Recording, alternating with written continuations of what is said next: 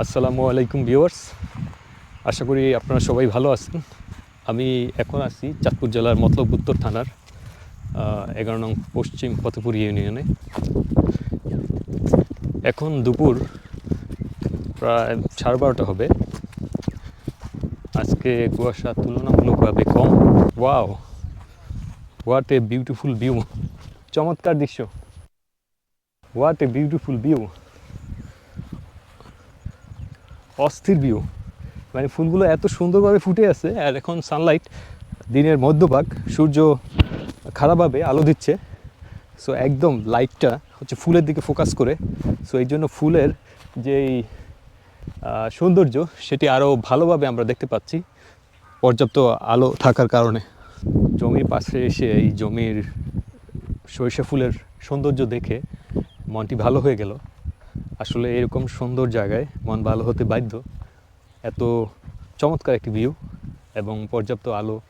আর এখানে যে পোকামাকড় মাছি যারা হচ্ছে ফুল থেকে তাদের খাদ্য, এই যে একটি এটা কি মৌমাছি, তো মৌমাছি মধু আহরণ করছে। আমি যতটুকু জানি যে সরিষা ফুল থেকেও মনে হয় মধু আহরণ করা হয়। তো এই খাবারের সন্ধানে এখানে বিভিন্ন পোকামাকড় ঘোরাঘুরি করতেছে এবং তাদের সেই সাউন্ডটা আমরা শুনতে পাচ্ছি। তো একটি ভালো স্মেলও আসতেছে এখান থেকে। চমৎকার। আই হোপ যে আমরা পারফেক্ট সময়ে আসছি, ফসলের যাতে কোনো ড্যামেজ না হয় সেটা খেয়াল রাখতে হবে। অস্থির ভিউ। এই পাশে ভুট্টা ক্ষেতের চাষ করা হয়েছে। আমার সাথে আছে আমাদের গ্রামের ছোটো ভাই মাহফুজ। তো আমরা দুইজন এই সরিষা ক্ষেতের ফুলের সৌন্দর্য ঘুরে ঘুরে দেখছি। অসাধারণ দৃশ্য।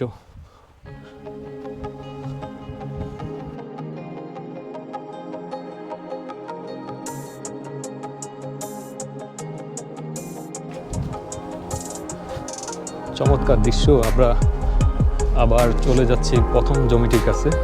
কি মনোরম দৃশ্য!